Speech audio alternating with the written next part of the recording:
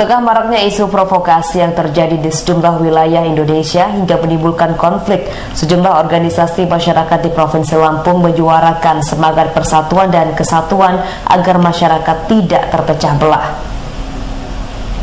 Salah satunya, organisasi masyarakat Persatuan Inti Rakyat Lampung menyuarakan semangat menjaga persatuan dan kesatuan di bumi Ruwajukai.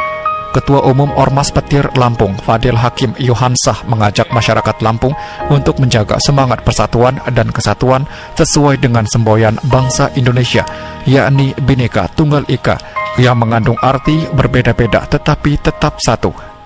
Menurutnya, aksi propaganda yang dilakukan sejumlah oknum demi suatu kepentingan bisa dicegah sejak dini jika masyarakat sadar akan pentingnya menjaga persatuan dan kesatuan di tengah-tengah perbedaan di dalam kehidupan.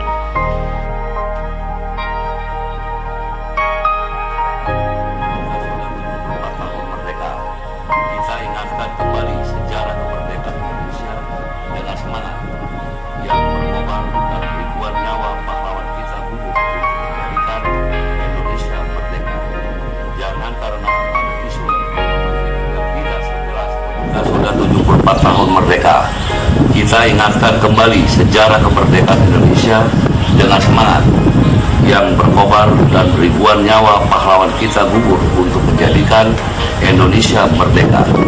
Jangan karena ada isu yang provokatif yang tidak sejelas pertanggungjawabannya, kita akhiri tercerai-berai tanpa memandang kesukuan, ras, budaya, dan agama.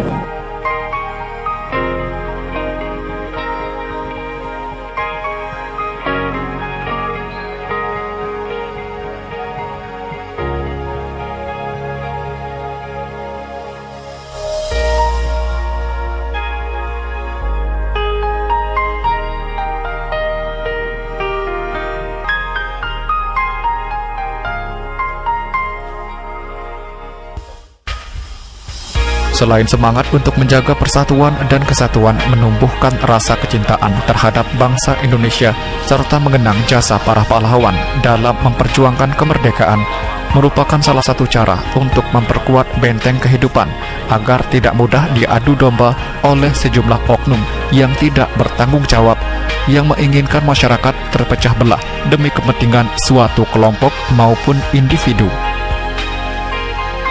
Leo Dampiari melaporkan.